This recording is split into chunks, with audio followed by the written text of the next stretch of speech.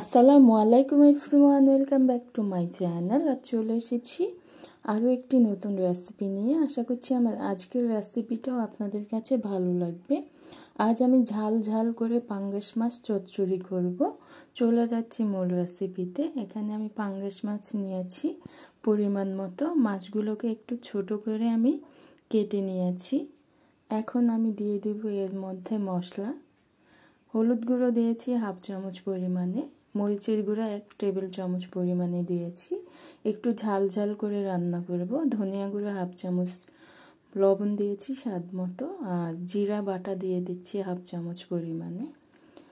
আদা রসুন বাটা 1 টেবিল চামচ পরিমাণে দিয়েছি। পেঁয়াজ কুচি দিয়েছি এখানে হাফ কাপ পরিমাণে। কাঁচামরিচ দিয়েছি আমি 8-10টি, মাঝখান থেকে ফেলে দিয়েছি। আর টমেটো দিয়েছি এখানে 2টা মিডিয়াম সাইজের।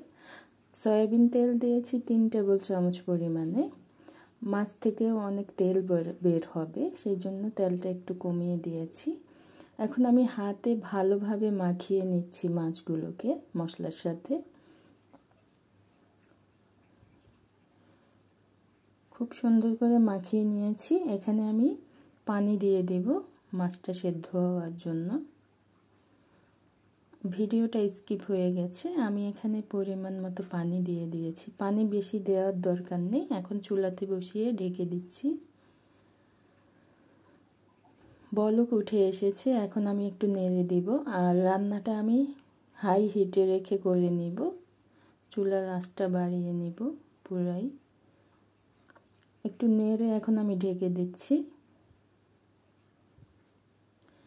ফিরে এসেছি, রান্না শেষ। দেখুন আমার মাছটা সুন্দরভাবে হয়ে গেছে। একটু নেড়ে এখন আমি দিয়ে দিব এর মধ্যে ধনিয়া পাতা কুচি। মাখা মাখা হয়ে গেছে, ধনিয়া পাতা দিয়ে দিচ্ছি। ধনিয়া পাতা দিয়ে এখন একটু নেড়ে দিচ্ছি।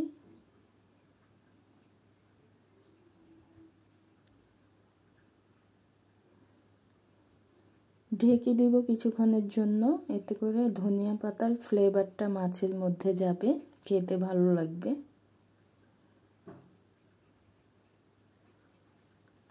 কিছুক্ষণ ঢেকে রেখেছিলাম। এখন আমি চুলাটা অফ করে নামিয়ে নিব। রান্নাটা হয়ে গেছে।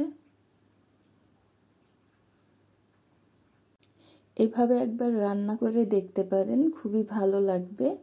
আশা করছি আমার আজকের এই রেসিপি আপনাদের কাছে ভালো লেগেছে। ভালো লেগে থাকলে প্লিজ একটি লাইক দিয়ে দিবেন। আর যারা এখনও আমার চ্যানেলটাকে সাবস্ক্রাইব করেননি, প্লিজ সাবস্ক্রাইব করে দিবেন। আজকের মতো এখানে বিদায় নিচ্ছি। আবার ফিরে আসব নতুন কোনো রেসিপি নিয়ে। সেই পর্যন্ত সবাই ভালো থাকবেন, সুস্থ থাকবেন। আল্লাহ হাফেজ।